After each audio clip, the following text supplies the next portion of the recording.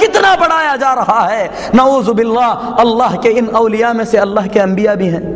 اگر کوئی یہ عقیدہ رکھے کہ نعوذ باللہ عبد القادر جیلانی رحمت اللہ علیہ کا قدم اللہ کے نبیوں کے گردن پر بھی ہے تو ایسی صورت میں یہ کفر ہے. میرے محترم بھائیو، اللہ کے نبی صلی اللہ علیہ وسلم فرماتے ہیں ناصیتی بیدک، میری پیشانی تیرے ہاتھ میں ہے.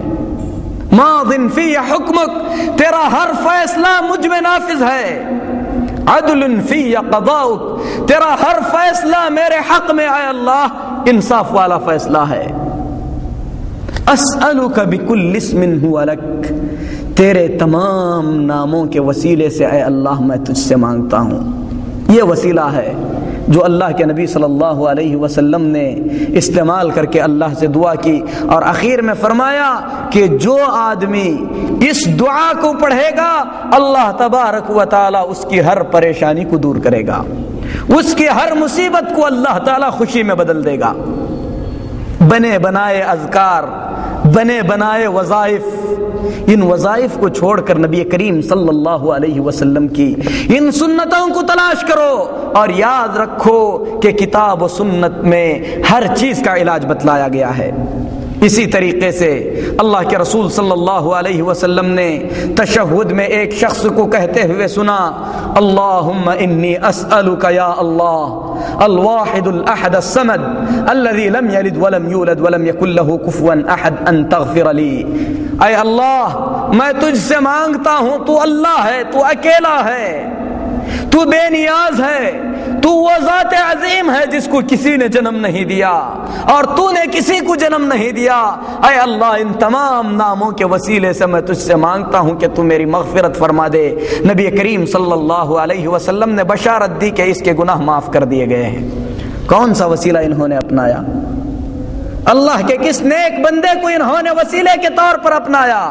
اللہ کے ناموں کا وسیلہ تھا جو اللہ کے اس بندے نے استعمال کیا. نبی کریم صلی اللہ علیہ وسلم نے بشارت دی کہ اس کی مغفرت ہو گئی. قد غفر له قد غفر له، اس کی مغفرت ہو گئی، اس کی مغفرت ہو گئی. 2 مرتبہ نبی کریم صلی اللہ علیہ وسلم نے بشارت دی. اور اطمینان رکھو کہ جو بھی حدیث اس محفل میں بیان کی جائے گی انشاءاللہ صحیح احادیث میں سے ہوگی. تو میرے محترم بھائیو، سب سے پہلا وسیلہ اللہ کے ناموں کا وسیلہ ہے. وقت کے زیادہ ہونے کی وجہ سے میں وسیلے کی اور قسمیں بیان نہ کر سکا. انشاءاللہ اگلی ملاقات میں بیان ہوں گی. اور بھی جائز وسائل ہیں جن کا ذکر اللہ تبارک و تعالی کی کتاب اور نبی کریم صلی اللہ علیہ وسلم کی سنتوں میں ہے. اسی طریقے سے جائز اور مشروع وسیلوں میں سے ایک وسیلہ یہ ہے کہ آدمی اللہ تبارک و تعالی کو اپنی زندگی میں کیے ہوئے کسی مخلص اور نیک خالص اللہ کے لیے کیے ہوئے نیک عمل کے ذریعے، نیک عمل کے وسیلے سے اللہ تبارک و تعالی کو پکارے. قرآن مجید میں اس قسم کے وسیلے کو بڑی کثرت سے بیان کیا گیا ہے. اللہ رب العالمین اپنے مومن بندوں کے بارے میں فرماتا ہے والذین یقولون ربنا اننا آمنا فاغفر لنا ذنوبنا وقنا عذاب النار. اس آیت کریمہ سے پہلے اللہ تبارک و تعالی نے سونا چاندی دنیا کے عیش و آرام کا ذکر فرمایا. اس کے بعد فرمایا قل اعنبئکم بخیر من ذالکم للذین اتقوا عند ربهم جنات. اے محمد صلی اللہ علیہ وسلم،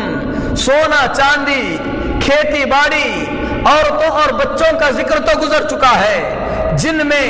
لوگوں کے دل اٹکے ہوئے ہیں. اے محمد صلی اللہ علیہ وسلم آپ لوگوں سے کہہ دیجئے کہ لوگوں آؤ میں تمہیں اس سے بہتر بات بتاتا ہوں. للذین اتقوا عند ربهم جنات، جو لوگ تقوی اور پرہیزگاری کی زندگی گزارتے ہیں ایسے لوگوں کے لیے اللہ کے پاس جنتیں ہیں. تجری من تحتها الانہار، جنتیں ایسی ہیں جن جنتوں کے نیچے سے نہریں بہتی ہیں. خالدین فیہا، اور ہمیشہ ہمیشہ ان جنتوں میں رہیں گے. ورضوان من اللہ، اور ان کو اللہ تبارک و تعالی کی خوشنودی سے نوازا جائے گا، نیک بیویوں سے نوازا جائے گا. پھر اس کے بعد اللہ تبارک و تعالی نے فرمایا وہ لوگ اللہ کے ان بندوں کے لیے جو کہتے ہیں ربنا اننا آمنا، اے ہمارے رب ہم نے ایمان قبول کر لیا ہے، فاغفر لنا ذنوبنا، اس ایمان کے وسیلے سے تجھ سے مانگتے ہیں کہ تو ہمارے گناہوں کی مغفرت فرما، وقنا عذاب النار، اور اے اللہ تو ہمیں جہنم کے عذاب سے بچا۔ اسی طریقے سے اپنے نیک بندوں کا ذکر کرتے ہوئے اللہ رب العالمین نے فرمایا اننا سمعنا منادیا ینادی للایمان، اللہ کے وہ نیک بندے جو یہ کہتے ہیں کہ اے اللہ ہم نے تیرے پکارنے والے بندے کو پکارتے ہوئے سنا کہ ایمان لاؤ، تو ہم ایمان لائے، فاغفر لنا ذنوبنا، اے اللہ تو ہمارے گناہوں کو معاف فرما دے، وکفر عنا سیئاتنا، ہمارے غلطیوں سے درگزر فرما دے، وتوفنا مع الابرار، اے اللہ تو ہم کو نیک لوگوں کے ساتھ وفات عطا فرما۔ اس آیت کریمہ میں بھی اہل ایمان نے اپنے ایمان کا وسیلہ دے کر اللہ سے دعا کی کہ اے اللہ ہم نے ایمان قبول کیا ہے، یہ ایک نیک عمل ہے، اس نیک عمل کے وسیلے سے ہم تجھ سے دعا کرتے ہیں کہ ہمارے گناہوں کو معاف فرما دے، ہماری جو خطائیں ہیں ان خطاؤں سے درگزر فرما دے، اور ہمیں نیک لوگوں کے ساتھ وفات عطا فرما۔ اسی طریقے سے میرے محترم بھائیو، اعمال صالحہ کو وسیلے کے طور پر پیش کرنے کے سلسلے میں مسلم شریف کی وہ حدیث بہت ہی زیادہ مشہور ہے جس کو حضرت عبداللہ بن عمر رضی اللہ تعالیٰ عنہ نے اللہ کے رسول صلی اللہ علیہ وسلم سے بیان فرمایا ہے۔ حضرت عبداللہ بن عمر رضی اللہ تعالیٰ عنہما بیان فرماتے ہیں کہ اللہ کے رسول صلی اللہ علیہ وسلم نے فرمایا کہ پچھلی امتوں میں 3 لوگ تھے جو کسی کام سے نکلے، سخت بارش ہوئی، بارش کی وجہ سے وہ لوگ ایک غار میں پناہ لیے، ایک غار میں داخل ہو گئے، ایک کوفہ میں داخل ہو گئے۔ اللہ رب العالمین کی مرضی کچھ اس طریقے سے ہوئی کہ ایک بھاری چٹان لڑکتی ہوئی آئی اور اس غار کے منہ کو اس چٹان نے بند کر دیا۔ اللہ کے یہ تینوں نیک بندے جب غار میں پھنس گئے، بڑی کوششیں کی، غار سے نکلنا جب ناممکن ہوا تو ان تینوں نے آپس میں طے کیا، مشورہ کیا، اس کے بعد کہا انظروا اعمالا عملتموها صالحة للہ فادعوا اللہ بها، کہ اللہ کے بندو اپنی زندگی میں جو نیک اعمال تم نے خالص اللہ کے لیے کیے ہیں ان نیک اعمال کو اللہ کے دربار میں پیش کرو، ان ناموں کے وسیلے سے اللہ کو پکارو، اللہ تبارک و تعالی ہمیں اس آئی ہوئی مصیبت سے چھٹکارا عطا فرمائے گا۔ اللہ کے رسول صلی اللہ علیہ وسلم فرماتے ہیں ان میں سے ایک شخص نے کہا کہ اے اللہ تو بہتر جانتا ہے کہ میرے بوڑھے ماں باپ تھے، میں بکریاں چرایا کرتا تھا خالص تیری رضا کے لیے، تجھ کو خوش کرنے کے لیے، اے اللہ میں اپنے ماں باپ کی بڑی عزت کیا کرتا تھا۔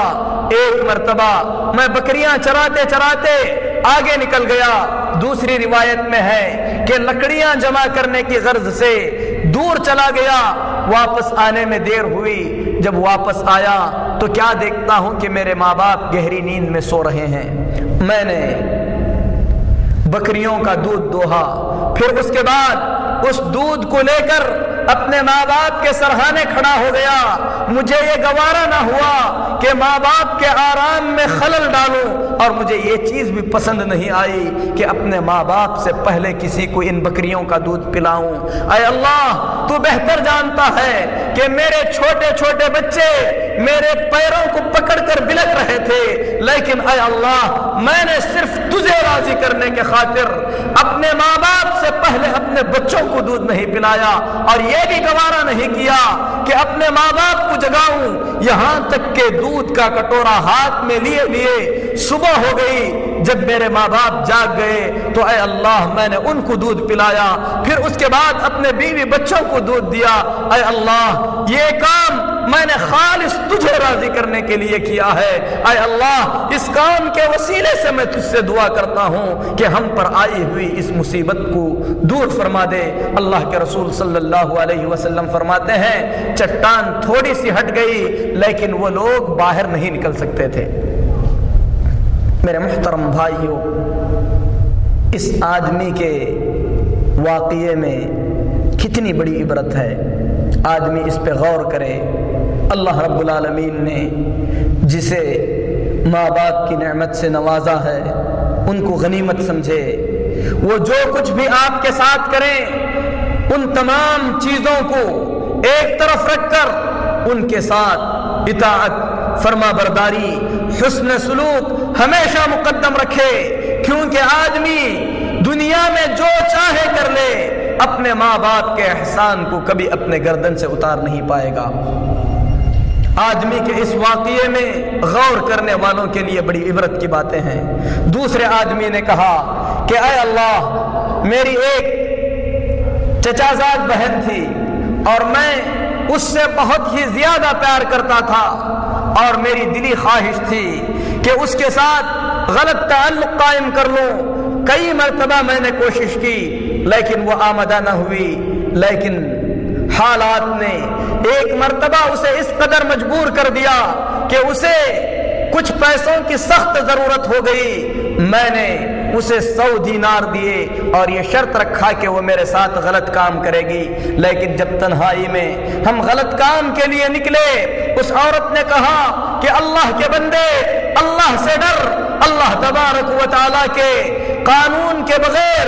اس کام کو نہ کر۔ اے اللہ، میں فوراً اس کام سے باز آ گیا جبکہ میں اس کام کو اچھی طریقے سے انجام دے سکتا تھا۔ اے اللہ، میں نے یہ غلط کام خالص تجھے راضی کرنے کے لیے چھوڑا ہے، اس کام کے وسیلے سے میں تجھ سے دعا کرتا ہوں کہ اے اللہ، ہم پر آئی ہوئی اس مصیبت کو دور فرما۔ اللہ کے رسول صلی اللہ علیہ وسلم فرماتے ہیں کہ چٹان اور تھوڑی سی ہٹ گئی لیکن وہ لوگ اس کے باوجود بھی باہر نہیں نکل سکتے تھے۔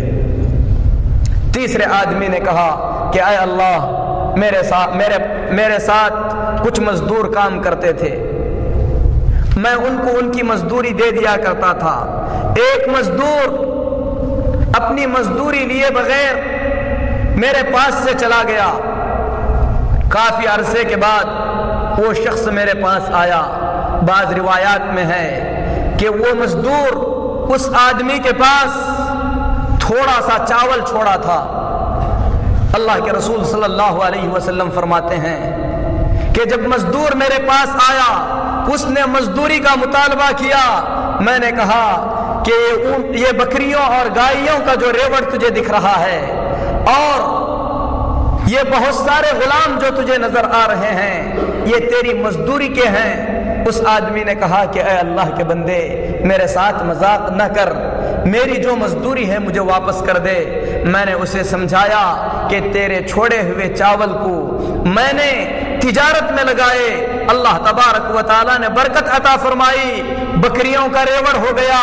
گائے کا ریوڑ ہو گیا، جس سے بہت سارے غلام خریدے گئے۔ یہ سب کا سب تیری مزدوری سے کمایا ہوا ہے، اس میں سے جو تجھے پسند آئے لے جا۔ اللہ کے رسول صلی اللہ علیہ وسلم فرماتے ہیں کہ اس مزدور نے اس آدمی کا سارا مال لے لیا، اس شخص نے ذرہ برابر بھی کسی طریقے کی مروت نہیں دکھلائی اور اس آدمی نے اس پر اعتراض بھی نہیں کیا۔ اس آدمی نے اپنے اس نیک عمل کو اللہ کے دربار میں پیش کر کے کہا کہ اے اللہ، یہ نیک کام میں نے خالص تجھے راضی کرنے کے لیے کیا ہے، اس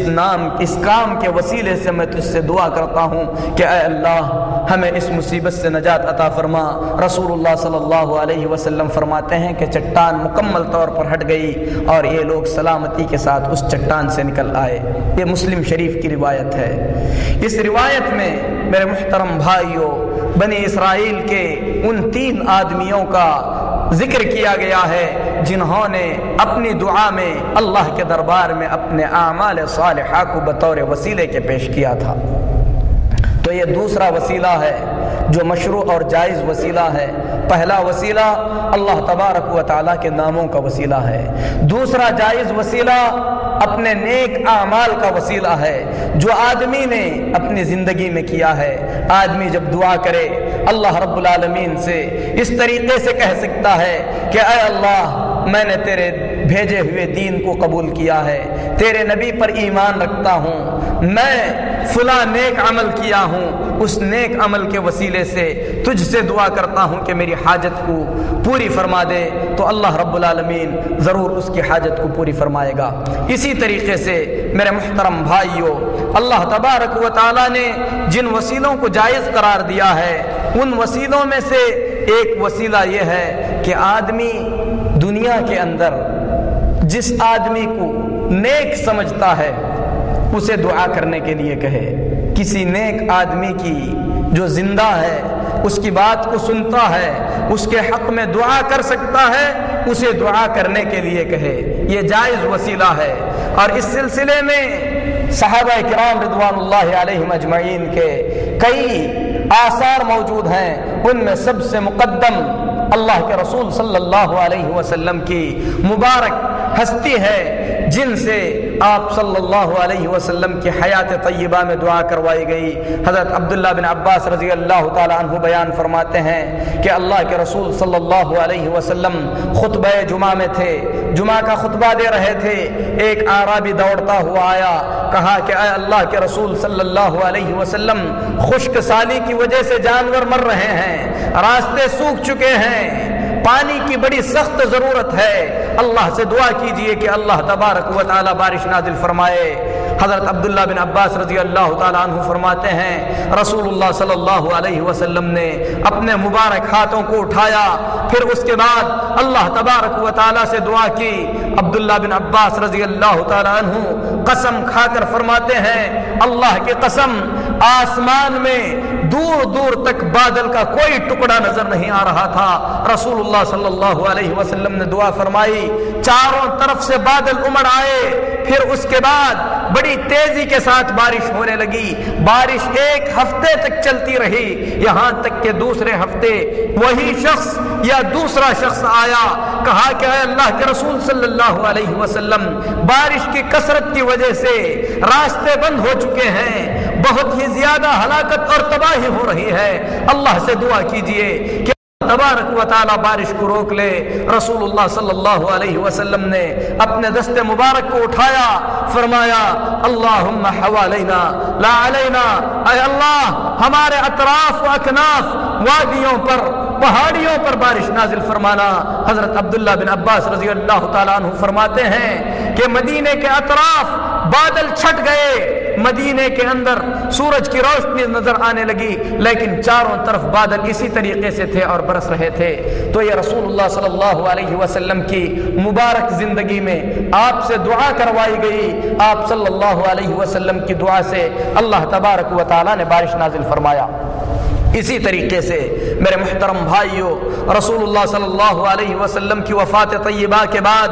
مدینے میں پھر ایک مرتبہ قحط پڑ گیا۔ حضرت عمر بن خطاب رضی اللہ تعالیٰ عنہ کا عہد خلافت تھا۔ حضرت عمر رضی اللہ تعالیٰ عنہ نے حضرت عباس رضی اللہ تعالیٰ عنہ کو بلایا، پھر اس کے بعد کہا کہ اے عباس دعا کیجئے کہ اللہ تبارک و تعالی بارش نازل فرمائے۔ حضرت عباس رضی اللہ تعالیٰ عنہ نے دعا کی تو میرے محترم بھائیوں بڑی تیزی کے ساتھ بارش نازل ہونے لگی۔ حضرت عمر رضی اللہ تعالیٰ عنہ کے اس قصے میں آدمی غور کرے کہ حضرت عمر رضی اللہ تعالیٰ عنہ نے رسول اللہ صلی اللہ علیہ وسلم کی وفات طیبہ کے بعد اللہ کے رسول صلی اللہ علیہ وسلم کی مبارک ذات سے یا آپ کی قبر شریف سے یا آپ صلی اللہ علیہ وسلم کی ذات سے وسیلہ نہیں لیا۔ حضرت عمر رضی اللہ تعالیٰ عنہ نے دعا میں یہ نہیں کہا کہ اے اللہ ہم تیرے نبی کے وسیلے سے دعا کرتے ہیں، بلکہ حضرت عمر رضی اللہ تعالیٰ عنہ نے فرمایا کہ اے اللہ جب تیرے نبی تھے، تیرے نبی کے وسیلے سے ہم دعا کرتے تھے، اب تیرے نبی کے چچا عباس رضی اللہ تعالیٰ عنہ کے وسیلے سے دعا کرتے ہیں کہ اے اللہ بارش نازل فرما۔ حضرت عباس رضی اللہ تعالیٰ عنہ نے دعا کی تو یہاں پر جو وسیلہ لیا گیا وہ حضرت عباس رضی اللہ تعالیٰ عنہ کی ذات کا نہیں بلکہ حضرت عباس رضی اللہ تعالیٰ عنہ کی دعا کا تھا۔ اسی طریقے سے امیر معاویہ رضی اللہ تعالیٰ عنہ کے زمانے میں قحط پڑا، حضرت امیر معاویہ رضی اللہ تعالیٰ عنہ نے یزید الجرشی کو کہا قم یا بکا، اے رو رو کر دعا کرنے والے اٹھو، اللہ رب العالمین سے دعا کرو کہ اللہ بارش نازل فرمائے۔ یزید الجرشی رحمت اللہ علیہ نے دعا کی، میرے محترم بھائیوں بڑی کثرت سے بارش نازل ہوئی۔ صحابہ کرام رضوان اللہ علیہم اجمعین کی زندگی میں اس طریقے سے نیک لوگوں کی دعا سے ان کی زندگی میں دعا کرانا یہ بڑی کثرت سے ثابت ہے۔ اس سلسلے میں اللہ کے رسول صلی اللہ علیہ وسلم کی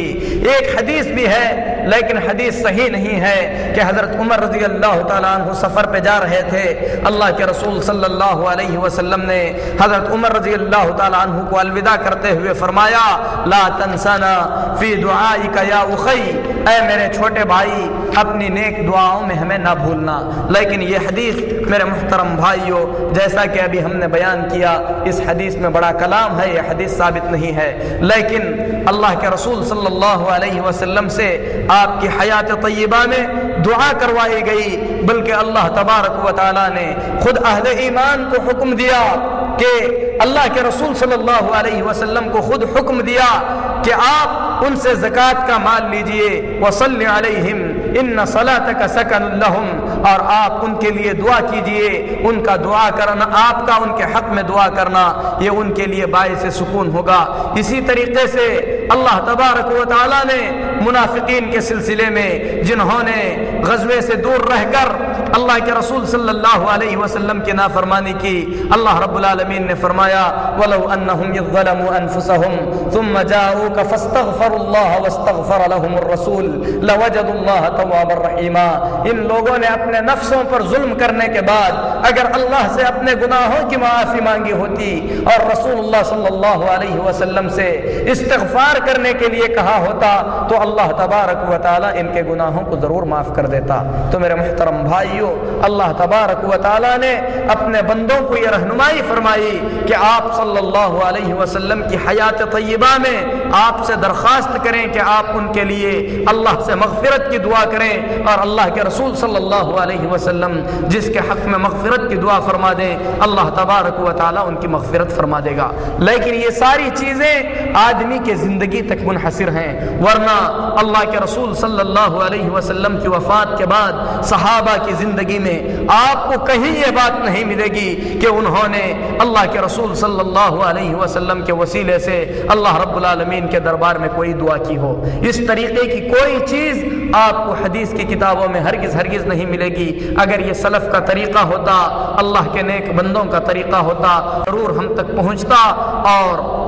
سارا خیر اسی میں ہے کہ آدمی اپنے آپ کو صحابہ، تابعین اور تبع تابعین رضوان اللہ علیہم اجمعین کی زندگی کے مطابق اپنی زندگی کو گزارنے کی کوشش کرے، اور ہر قسم کا شر اور برائی اس میں ہے کہ آدمی دین میں وہ چیزیں ایجاد کرے جس کا اللہ تبارک و تعالیٰ نے کسی طریقے کا کوئی حکم نہ دیا ہو۔ تو میرے محترم بھائیوں، وسیلے کے متعلق، توسل کے متعلق یہ مختصر سی باتیں تھیں جو آپ لوگوں کے سامنے بیان کی گئیں۔ خلاصہ کلام یہ ہے کہ وسیلہ چار طریقے کا ہے۔ ایک وسیلہ وہ ہے جس کا اقرار، جس پر ایمان انتہائی ضروری ہے، اس کا انکار کفر اور ضلالت ہے، اور وہ یہ ہے کہ اللہ تبارک و تعالی نے اپنے بندوں اور اپنے درمیان اپنا پیغام پہنچانے کے لیے انبیاء علیہم الصلاۃ والتسلیم کو بطور واسطے اور بطور وسیلے کے بھیجا ہے۔ جو آدمی اس وسیلے کا انکار کرے اور یہ کہے کہ ہمیں اللہ کا پیغام بذات خود ڈائریکٹ ملتا ہے، یا ہمارا دل اللہ تبارک و تعالی سے ڈائریکٹ گفتگو کرتا ہے، یہ ضلالت، کفر اور گمراہی ہے۔ جو آدمی نبیوں کی ضرورت نہ سمجھے، یہ کہے کہ ہم کو انبیاء کی ضرورت نہیں، ہم اللہ کا پیغام بذات خود اللہ سے لیتے ہیں، یہ لوگ ملحد اور راہ حق سے بھٹکے ہوئے ہیں۔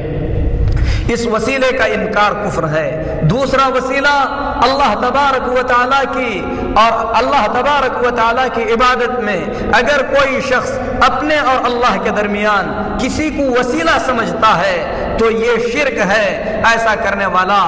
دائرہ اسلام سے نکل کر کفر کے دائرے میں داخل ہو جاتا ہے۔ اگر کوئی شخص کسی نیک بندے کی جاہ، منقبت یا اس کے مقام کے وسیلے سے اللہ سے دعا کرتا ہے، اللہ کے اس نیک بندے کو نہیں پکارتا، تو یہ بدعت ہے۔ جو گمراہی ہے اور بدعت کے سلسلے میں رسول اللہ صلی اللہ علیہ وسلم نے فرمایا کہ انسان کو جہنم میں لے جانے والی چیز ہے۔ اسی طریقے سے مشروع اور جائز وسیلے تین طریقے کے ہیں، ان میں سے سب سے پہلا اللہ کے ناموں کا وسیلہ ہے، دوسرا اپنے نیک اعمال کا وسیلہ ہے جو انسان نے اپنی زندگی میں خالص اللہ کو راضی کرنے کے لیے کیا ہے، اور تیسرا جائز وسیلہ یہ ہے کہ آدمی اللہ کے نیک بندوں میں سے کسی نیک بندے سے اپنی زندگی میں دعا کرائے، اللہ تبارک و تعالی اس کی دعا کو ضرور قبول فرمائے گا۔ اللہ تبارک و تعالی سے دعا ہے کہ اللہ تبارک و تعالی دین کی ان واضح تعلیمات کو صحیح انداز میں سمجھ کر اس پر عمل کی توفیق عطا فرمائے۔ اللہ رب العالمین ہمارے دلوں میں ایمان بھر دے، ایمان کی زندگی عطا فرمائے، اللہ رب العالمین ایمان پر وفات عطا فرمائے۔ اقول قولی ھذا واستغفر اللہ لی ولکم ولسائر المسلمین فاستغفروہ انہ هو الغفور الرحیم۔